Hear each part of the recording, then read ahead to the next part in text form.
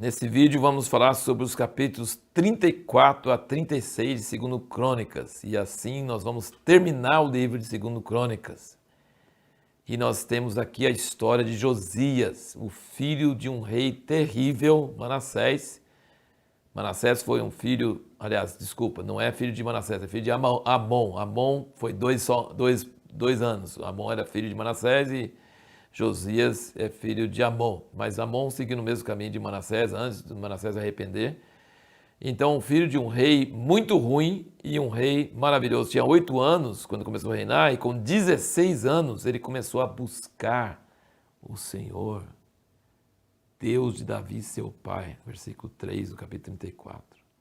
E começou a tirar os ídolos e ir para todo quanto é canto, derrubar os altares, acabar com toda a desgraça da idolatria.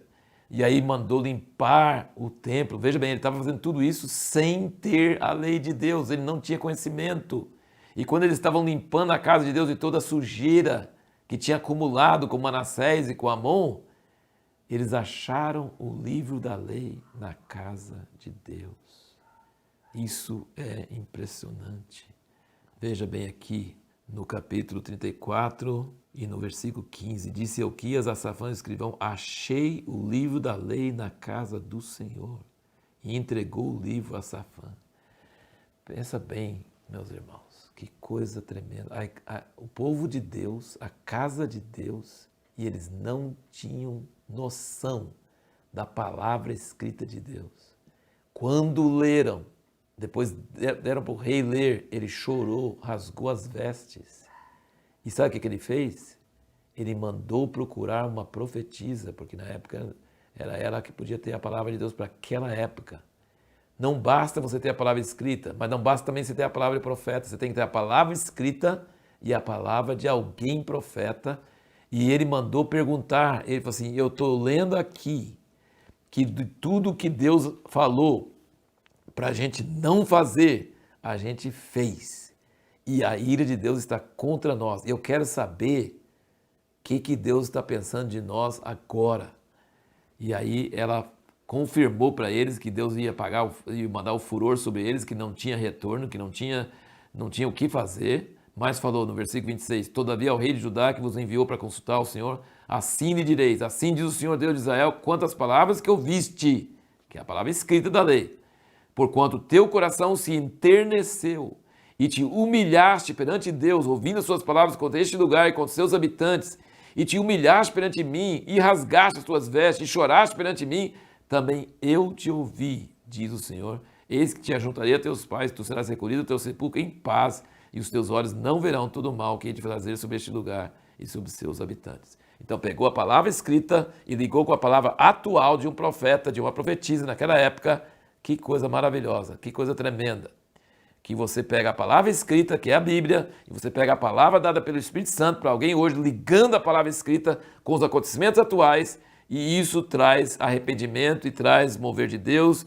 E aí Josias fez muita coisa, celebrou a Páscoa, e colocou os levitas. Ele fez mais uma vez, ele pegou aqui a lei de Moisés, o sacrifício de Moisés e as coisas que Davi tinha ordenado. Ele mandou as duas coisas.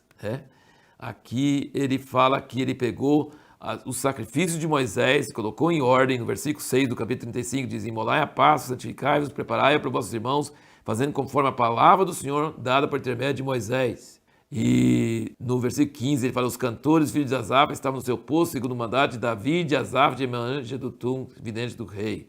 Então ele restaurou as duas coisas. Sempre você vê, em toda restauração, eles nunca esquecem de pegar as coisas que Moisés ordenou e as coisas que Davi ordenou, juntando a justiça e a misericórdia. E aqui você percebe também que Deus fala muitas vezes, aqui o autor fala muitas vezes, que um dos pecados piores do povo de Israel é sacrificar incenso, oferecer incenso a deuses falsos. Pessoas erradas oferecendo incenso a Deus traz morte, mas pessoas oferecendo incenso a outros deuses, parece que tem uma coisa muito forte com incenso. Incenso é um negócio que é para ser oferecido para Deus e pelas pessoas certas. E quando você oferece incenso para outros deuses, Deus fica com ciúme, ele fica com raiva. E é coisa que traz juízo sobre a nação. E sempre nós vemos que quando alguém se humilha, Deus responde, né? Josias se humilhou diante de Deus e Deus respondeu e teve misericórdia dele, né? E agiu a favor dele. E aí, para responder as perguntas do último vídeo, uma pessoa ímpia pode ser usada por Deus para falar conosco? Sim. Infelizmente, Josias teve um fim trágico, porque ele foi guerrear contra Neco, faraó do Egito, e não era a guerra dele, ele não precisava de ir, e aqui diz, no versículo 21, Neco, porém, mandou-lhe mensageiro dizendo, que tenho eu que fazer contigo, rei de Judá? Não é contra ti que eu venho hoje, mas contra a casa a qual faço guerra, e Deus mandou que me apressasse. Deixa-te te opor a Deus, que está comigo, para que ele não te destrua. O faraó está falando que Deus está com ele, e que para não te destruir, mas aqui diz, no versículo 22, todavia Josias não quis virar dele o seu rosto, mas disfarçou-se para pelejar contra ele, não querendo ouvir as palavras de Neco, que saíram da boca de Deus. Eles adoravam outros deuses, a gente não tem nada a ver com Deus, mas diz que a palavra de Deus que saiu da boca de Neco. Então, Deus pode usar um ímpio, uma pessoa errada, uma pessoa totalmente pecadora, para falar com você. Diz aqui que a palavra que Neco falou vieram da boca de Deus e Josias devia ter ouvido, e ele não ouviu. Ele foi caçar uma briga que não era dele e morreu. E aí nós temos o profeta Jeremias fazendo uma lamentação. Então ele procurou a Uda naquela época, que era profetisa, mas aqui mais para o fim da vida dele tem o profeta Jeremias. E Jeremias fez uma lamentação, porque quando Josias morre, aí as cortinas fecham.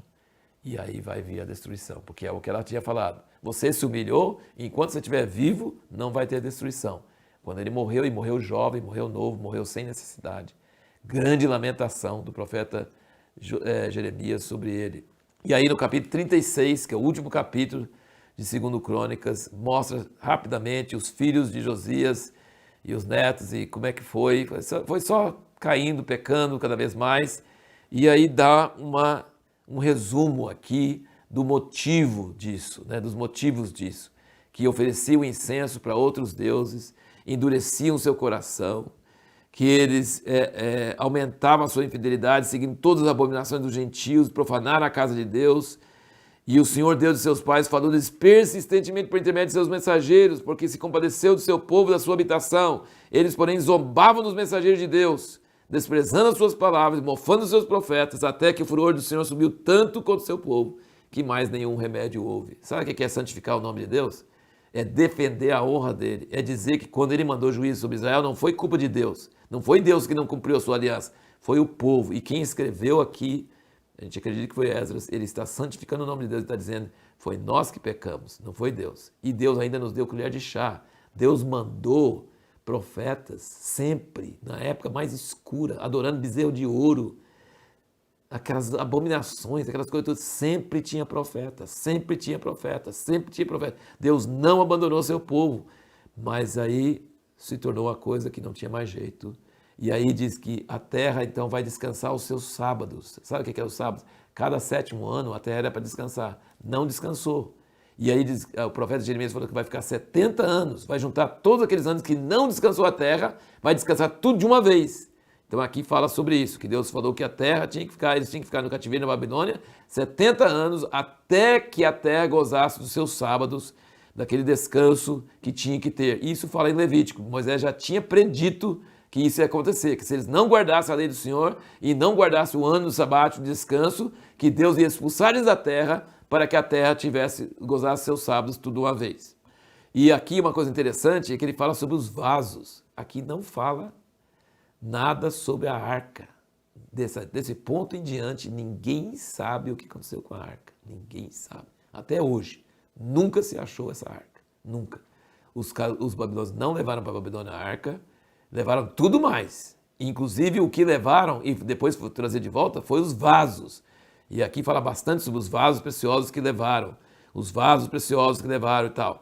Mas não fala de nada mais nada. Acho que o altar e a coisa derretiam, ouro e tal, mas os vasos eles mantiveram, esses vasos.